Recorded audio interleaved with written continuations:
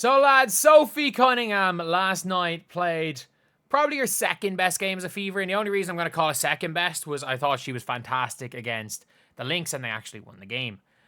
They actually won the game against the Lynx, so I'm not going to be out here calling this Sophie Cunningham's best performance or anything. Because, let's be real, your best performance in a loss doesn't really matter that much. Well, it doesn't mean as much when you have had an equally as good game in a win. And if you guys didn't see before the game, the New York Liberty, they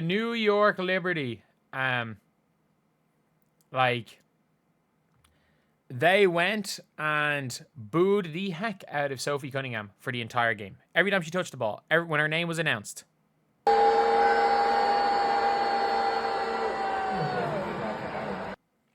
And during the game, Sophie Cunningham lit them up. She absolutely lit up the New York Liberty. And I'm going to be honest. I genuinely think that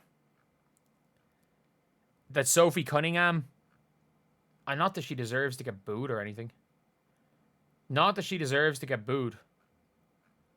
But at the end of the day, Sophie Cunningham, she's a basketball player. Basketball players get booed for whatever reason. Whether or not you think the reason is justified, it's sports. We have to allow. This is the year of 2020. It is the year of 2025. We are genuinely allowing. We have to allow players to get booed. We have to allow fan bases to boo players. I don't care what the reason is. I don't care if you think the reason is justified. Rio Ferdinand cannot set foot in Ellen Road without getting booed. Whether or not you think the reason is justified doesn't matter. At the end of the day, this is sports. This is what happens in sports. Players will get booed. Do you not think DeWanna Bonner is going to get booed when she comes back to Indiana by at least a small amount of fan base? Do you think she's not going to get booed? She's going to be booed. She's clearly going to get booed. And that's just, it is what it is. I don't get it. You can like Sophie Cunningham. You can dislike Sophie Cunningham. You can like Sophie Cunningham as a person. You can dislike her as a person. You can like her as a player and dislike her as a person. You can dislike her as a player and like her as a person. It doesn't really matter.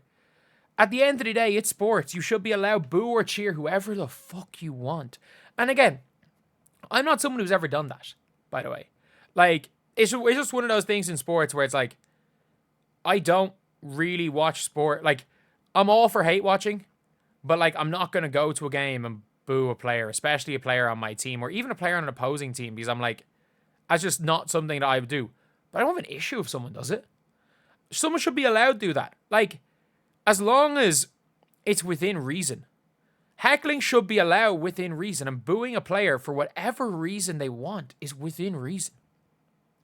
It's not going to be there are levels of heckling that are overall good for the game, and fans acting like fans. And I don't care. I don't care if you think the reason for it is bullshit. Who cares? At the end of the day, who cares? She hooped. She absolutely hooped. She hit 5 of 7 threes. Or maybe she was 5 of 8 in the end. She was 5 of 7 at one stage. So, if you are looking at it, it clearly, whatever the boos clearly helped her play better. Let's be the heel. Let's be real. Sophie Cunningham's never been liked by the general WNBA population.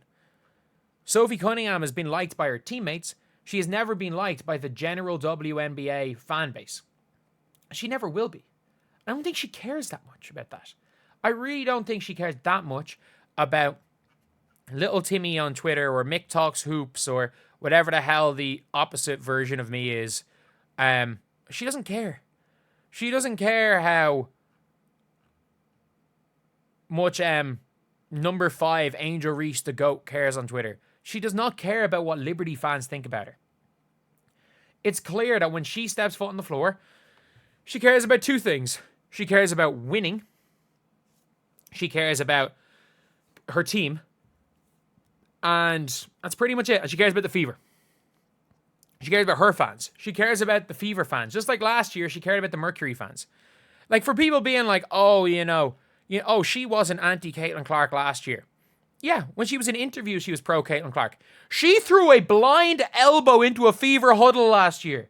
She could have hit anyone, including Caitlin Clark.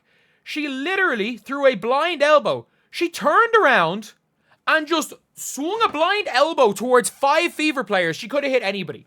It started a mini brawl, and somehow she got away with it. Sophie Cunningham is Sophie Cunningham. Like, for lack of better things, she has been hated her entire career. And the way she acts, you know, she knows what she's doing. She knows what she's doing. She wants to get in the head of the other team's players. She wants to get in the head of the other team's fans. The mind games are part of basketball. And there are some players that thrive with the mind games, and there are other players that let it destroy them. It's clear that with Sophie Cunningham, she welcomes it. She welcomes the mind game. She welcomes the trash talk. She welcomes those parts of